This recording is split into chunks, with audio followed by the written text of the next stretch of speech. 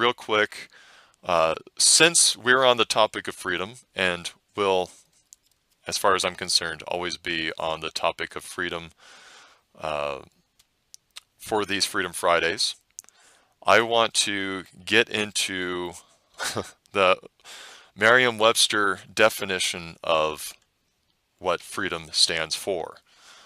Now, keeping in mind that these definitions, I think, and just like with any Webster's dictionary or any dictionary definition of any given word, should be taken with a grain of salt. And there's reason why I say that. Firstly is the fact that the real requirement for it is to simply be used in a word to be used in written form 10,000 times, and then it can become a legitimate word or a legitimate type of definition. And with that kind of grounding, it fails to honor something called truth. Perhaps there is truth in it, but it doesn't necessarily always mean that there is. So because of that, I just take any type of definition that's given by the dictionary with a grain of salt. And of course, if I have some sort of ground to test it with, then I can define whether or not it's true. So what we have for the definition of freedom, and they come in two different categories. The first is the quality or state of being free. Well, that should be a given. But it says the quality or state of being free, such as the absence of necessity, coercion, or constraint in choice or action. Okay. I don't know if that's necessarily freedom or a consequence of freedom, but I can agree to a point with that. Liberation from slavery or restraint or from the power of another. Again, I think that's more of a consequence of freedom.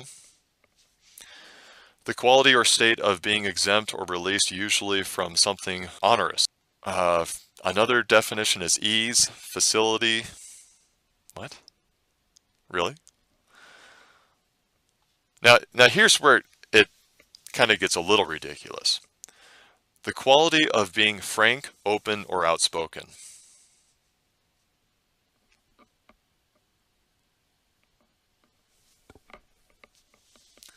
Improper familiarity. Boldness of conception or execution. Unrestricted use. Yeah. But there's a second category of the definition of freedom. And if I can be honest with you guys, as I always try to be, this one I find a bit annoying. I really do. And I think you'll see the reason why I find it annoying. Especially if you, much like myself, if you're from this country, which the majority of people who watch my videos are, not all, but the majority are, you'll understand where I'm coming from here, as far as the annoyance is concerned. The second definition, or the second category of definition, it's 3 words. It's a 3-word description of freedom, and that is a political right. Like, really? A political right. And I can kind of understand where they're coming from.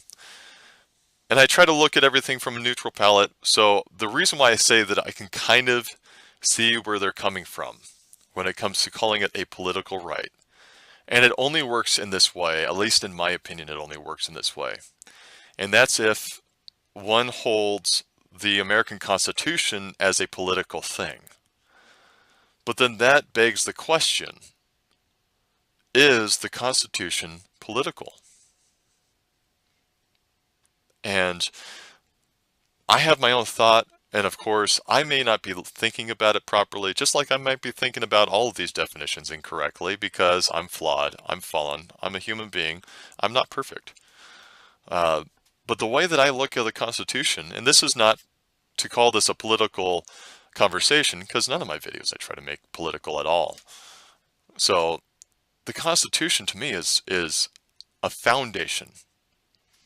It's not a political thing. It's a foundation. And it is politics that can use the Constitution as a means for their political boundaries. So it being a political right could only work if one incorrectly looks at the Constitution as a political item, and it's not. It's a foundational item, at least the way that I see it. In fact, according to the Constitution, it recognizes, and I'm not going to necessarily go into it here, and we could in another Freedom Friday, but the way that I've studied the Constitution, and in fairly reasonable depth, is that it recognizes, especially when you look at the Declaration of Independence along with the Constitution, it recognizes that freedom is a God-given right, not a political right. And that's all I'm going to say about that, but there are the definitions given to you straight from Webster's Dictionary on what freedom is. Do I agree with them? The first few, kind of, at least in part. One little update, and I think I can speak for all of us when I say that our prayers and thoughts are still going out to all the victims of the Manhattan terrorist attack. Yeah. But little bit of an update I found, and this isn't the only article that covers this, but I like USA Today's article on this about Ryan Nash. He is the police officer who was able to shoot the terrorist in the stomach twice, I believe, in order to disable him enough to arrest him. And of course, the terrorist was taken into the hospital and whatnot. But it's not really a long post, but I'm just going to read the portion that I wanted to read. And it says, a New York City police officer was being hailed as a hero Wednesday for confronting and shooting the man accused of a Manhattan terror attack that killed 8 people and wounded 12 others. Ryan Nash, 28, is a decorated 5-year veteran of the force stationed in Lower Manhattan. He was a hero, Governor Andrew Cuomo said. I think Officer Nash showed how important patrol officers are and how talented they are and how brave. So we all applaud and congratulate him. And rightfully so. And you know, I would like to also say that our thoughts and prayers are to Ryan. Thank you, sir. You are an example of why I highly respect all officers, all police officers, all firefighters, and all emergency response and their team. So, thoughts and prayers out to you as well, my brother in the force. And with that said, and Martha says, bless everyone affected by the attack. And I agree. And that goes out to the friends and family members of the victims. And even, you know, possibly even the terrorist family, the ones who are not directly associated to him and his evil doings, who said he was proud that he did what he did. I imagine that, at least I'm hoping,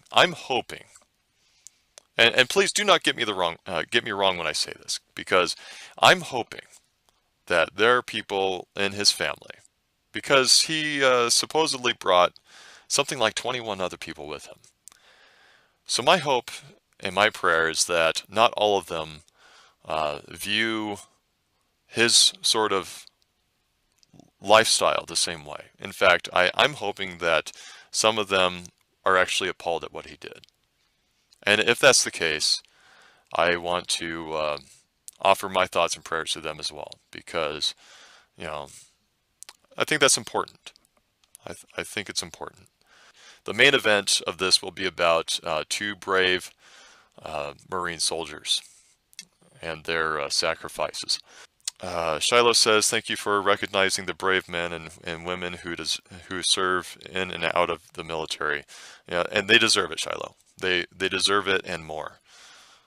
And then Maggie says, thank you, Garrett. He has a terminal illness, but he's hanging in there a lot longer than the docs gave him. Yeah, I'm sorry to hear about that, Maggie, as far as your husband having a terminal illness. But,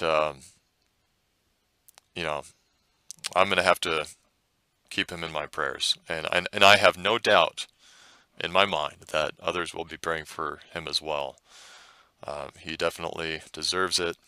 And I have all the confidence in the world that he worked hard and served his best while serving for our country and preserving our God-given rights to freedom. And then Maggie says, thank you, Garrett, referring to what I said about her husband just prior.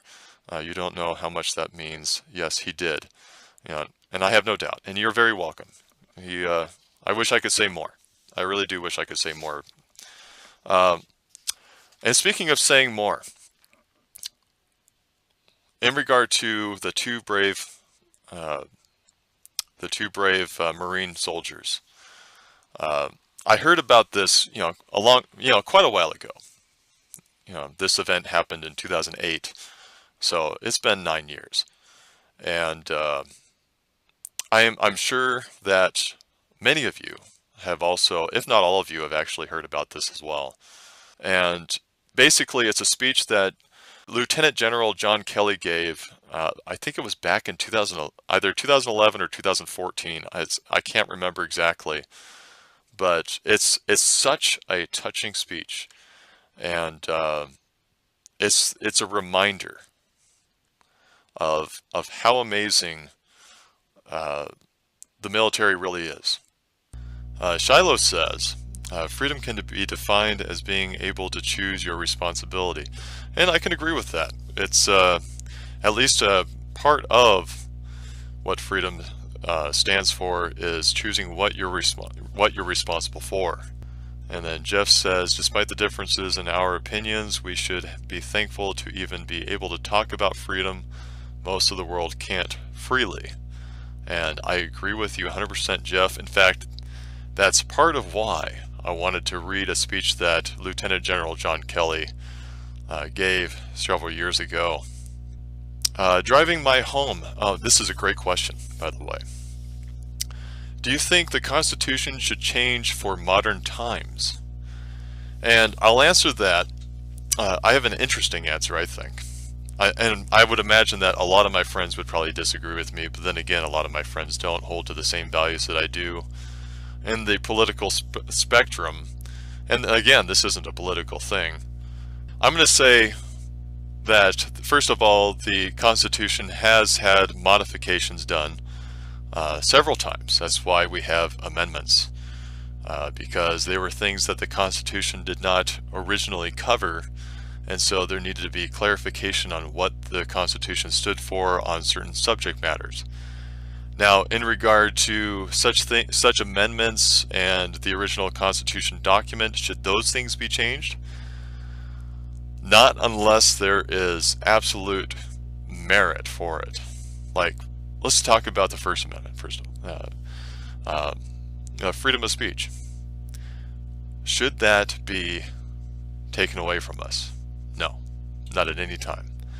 As much as I disagree with a lot of what happens in the media, their right to freedom of speech, although they may not deserve it a lot of times, I'd still fight to the death for them to have it, because it is a right. It's a God-given right, and the Constitution does not get to clarify what those freedoms are, but it gets to recognize them. And if we start making changes to just to modernize it because our society has changes from time to time, or progressively all the time, depending on the culture of the area where we live. If it started to change, if we started to change everything based on where where society is going, then what are we holding to that will serve as a foundation? After all, much like a wise man once said, it is not wise to build a house on the by the river on the sands, or on the sands by the river, because it will eventually just be washed away. Better to build a house on the rock. And the reason why is because if we just have a free-flowing constitution that just goes with the times, then our society, this greatest nation on God's green earth will have no foundation. It will have no boundaries, really. There would be no boundaries because they could just change. Part of freedom is knowing where restrictions lie, or knowing where the boundaries should be set.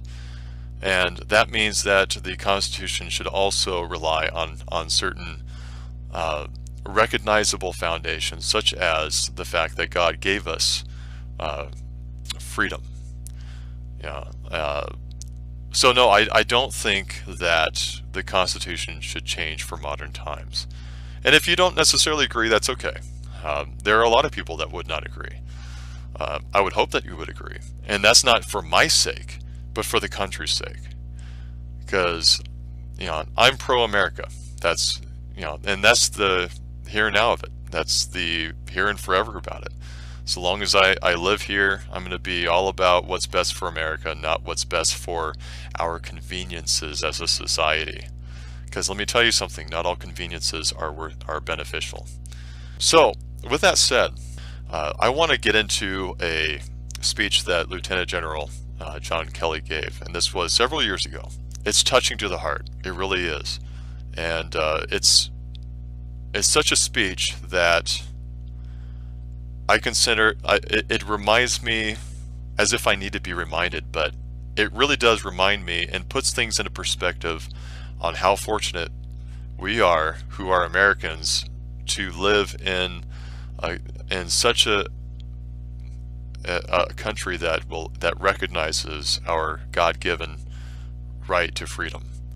It's a long speech, and by long I mean it'll take me probably about 7 minutes to read, so I hope you don't mind. I want to actually read it. When I first heard the speech, and I'm going to pull up the transcript, but when I first heard it, it just, my jaw dropped. I'm just like, wow.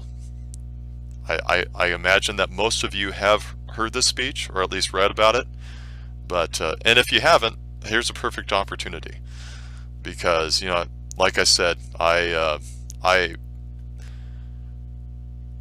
regard the military, law enforcement, firefighters, emergency response, I regard them in the highest respect. And this article called 6 Seconds to Live, which Lieutenant General John Kelly wrote, is an example of why I place them on such high respect. And it reads something like this. And this is from Lieutenant John Kelly's perspective here. Our country today is in a life and death struggle against an evil enemy, but America as a whole is certainly not at war. Not as a country, not as a people. Today, only a tiny fraction of American families, less than 1%, shoulder the burden of fear and sacrifice, and they shoulder it for the entire nation. Their sons and daughters who serve are men and women of character who continue to believe in this country enough to put life and limb on the line without qualification, and without thought of personal gain. So the sons and daughters of the other 99% don't have to. No big deal though. Marines have always been first to fight, paying in full the bill that comes with being free for everyone else. The comforting news for every American is that our men and women in uniform are as good today as any in our history.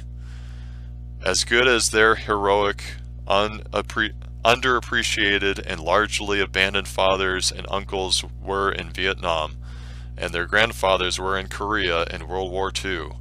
They have the same steel in their backs and have made their own mark, etching forever places like Ramadi, Fallujah, and Baghdad. I hope I'm actually pronouncing some of these correctly. Fallujah and Baghdad in Iraq, and Helmand and Sanjin and Afghanistan, that are now part of U.S. military legend and stand just as proudly alongside two Jima, Normandy, Incheon, Hue City, Khe Sanh, and Asu Valley, Vietnam. While some might think we have produced yet another generation of materialistic and self-absorbed young people, those who serve today have broken the mold and stepped out as real men and real women who are already making their own way in life while protecting ours. They have learned at the same time they have served and fought for us that the real strength of a platoon and a battalion or a country is not based on worshiping at the altar of diversity or separateness. On the contrary, they know that our immigrant and cast-off ancestors, many of whom came here in chains, forced a nation that was a melting pot stitched together by a shared sense of history, values, customs, hopes, and dreams, all which unified an earlier America into a whole, as opposed to an unruly gaggle of hyphenated names or multicultural individuals. Forgive me, I still only have one contact in because of my earlier issue with my scratched corneal. Our servicemen and women also come to understand that it's not about color, but about character. That it's not about where in the world you come from, but all about why you came. That it's not about the God you worship, but that you will respect and even fight for the right of your neighbor to venerate any God he or she damn well pleases.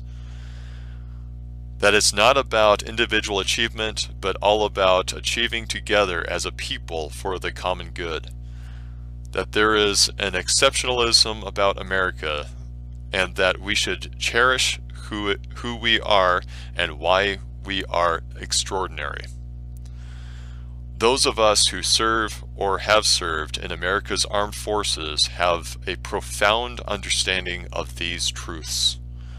Unfortunately, many in our great country today seldom fully appreciate them or even hear of them beyond rhetoric every couple of years. And what are they like in combat in this war? Like Marines have been throughout our history. These young people demonstrate their commitment to us not in words, but in action. In my 3 tours in combat as an infantry officer and commanding general, I never saw one of them hesitate or do anything other than lean into the fire and, with no apparent fear of death or injury, take the fight to our enemies.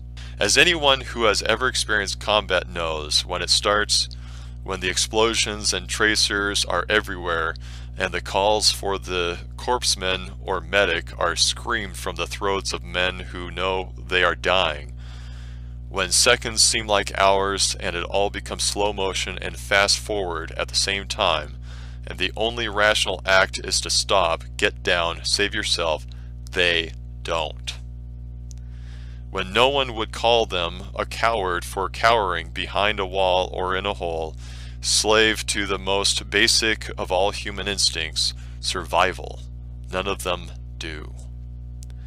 It doesn't matter if it's an IED, a suicide bomber, mortal attack, sniper, fighting in the upstairs room in a house, or all of it at once. They talk, swagger, and most importantly, fight today in the same way America's Marines have since Tun Tavern. They also know whose shoulders they stand on, and they will never shame any veteran of any service, living or dead.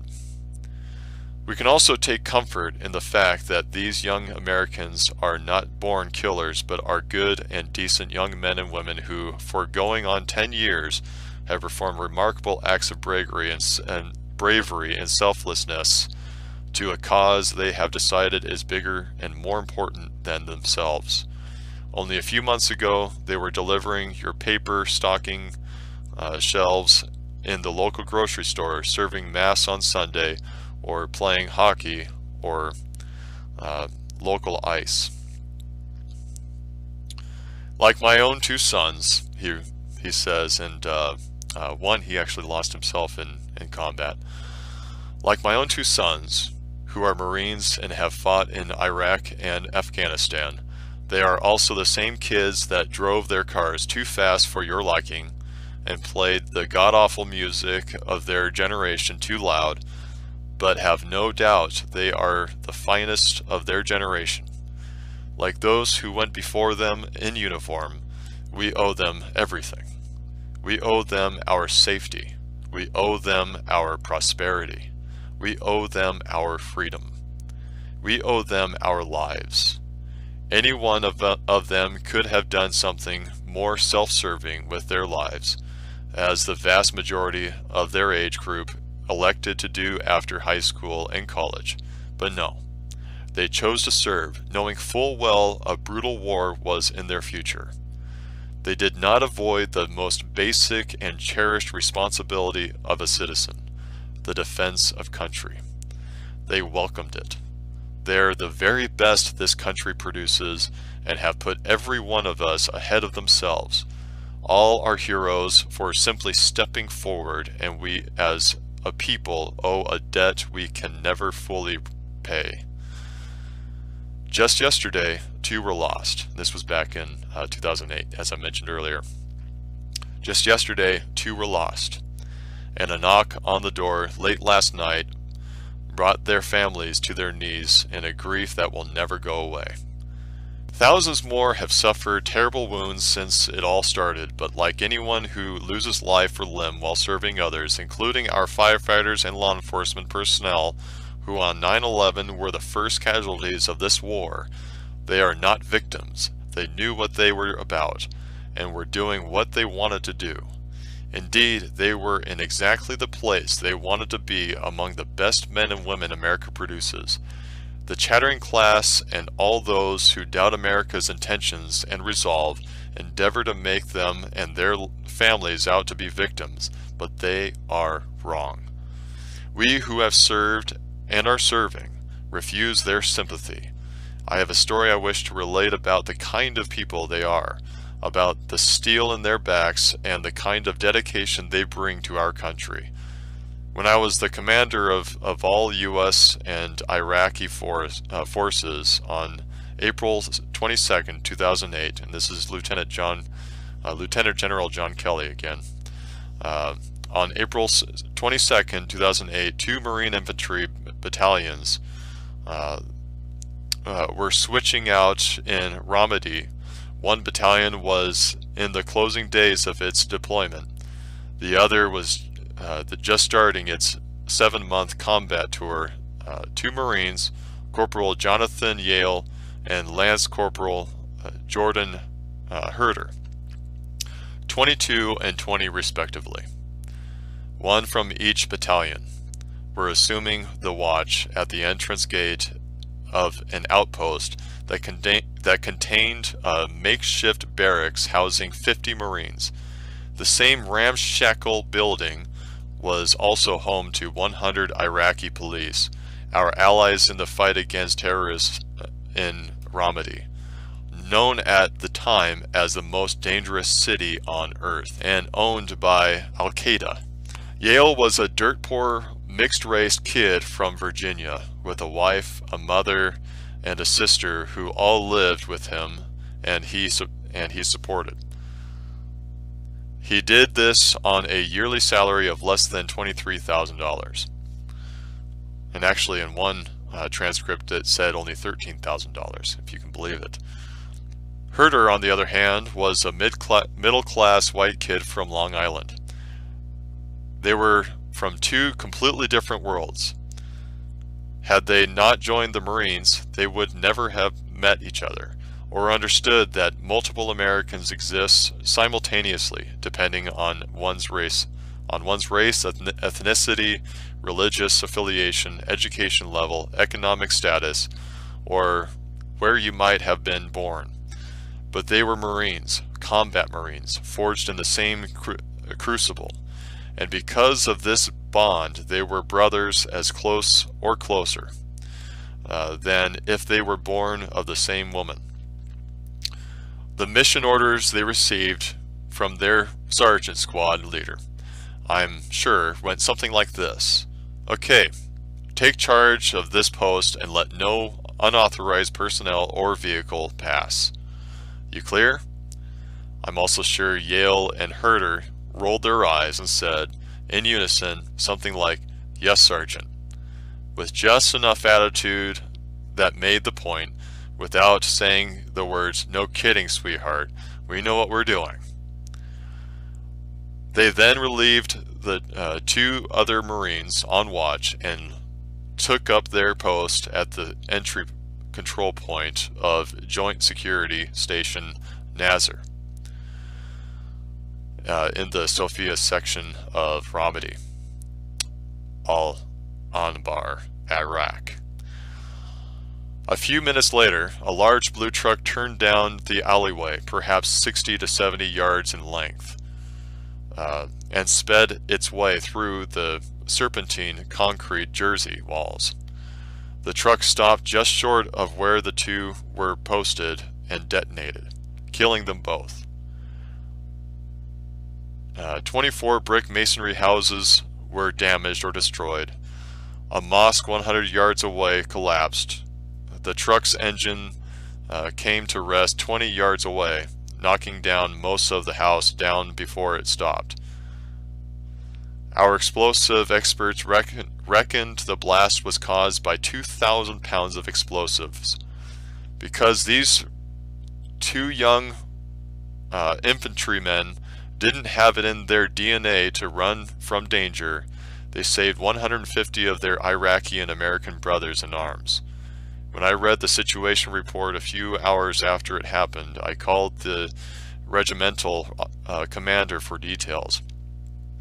Something about this struck me as different. We expected Marines, regardless of rank or MOS, to stand their ground and do their duty, and even die in the process, if that is what the mission takes. But this just seemed different. The regiment commander had just returned from the site, and he agreed, but reported that there were no American witnesses to the event, just Iraqi police. If there was any chance of finding out what actually happened, and then to decorate the two Marines to acknowledge their bravery, I'd have to do it, because a combat award requires 2 eyewitnesses, and we figured the bureaucrats back in Washington would never buy Iraqi statements. If it had any chance at all, I had to come under the signature of a general officer. I traveled to Ramadi the next day and spoke individually to half a dozen Iraqi police, all whom told the same story. They all said, "We knew immediately what was going on as soon as the two Marines began firing." The Iraqi police related that some of them also fired, and then, to a man, ran for safety just prior to the explosion. All survived. Many were injured, some seriously.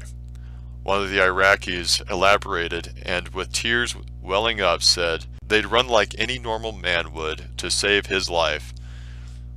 What he didn't know until then, and what he learned that very instant, was that Marines are not normal.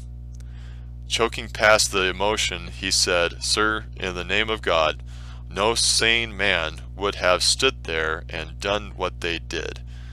They saved us all. What we didn't know at the time, and only learned after I submitted both Yale and Herder for posthumous Navy crosses, was that one of our security cameras recorded some of the attack. It happened exactly as the Iraqis described it. It took exactly 6 seconds from when the truck entered the alley until it detonated.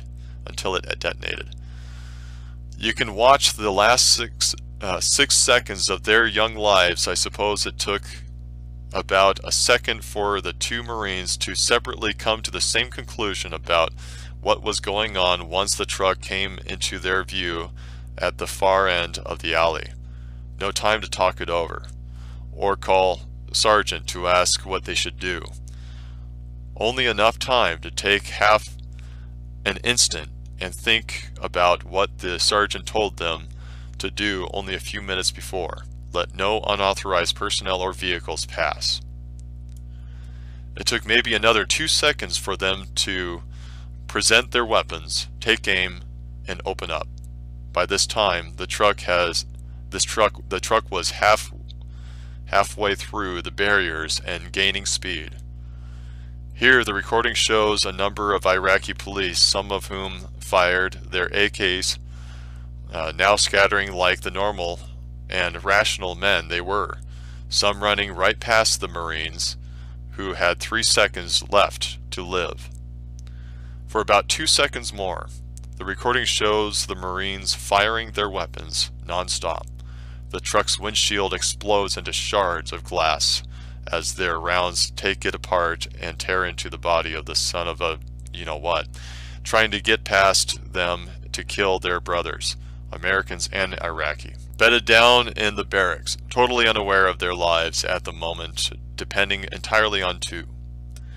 Marines standing their ground. Yale and Herder never hesitated. By all reports and by the recording, they never stepped back. They never even shifted their weight. With their feet spread shoulder width apart, they leaned into the danger, firing as fast as they could. They had only 1 second left to live. And I think they knew. The truck explodes. The camera goes blank.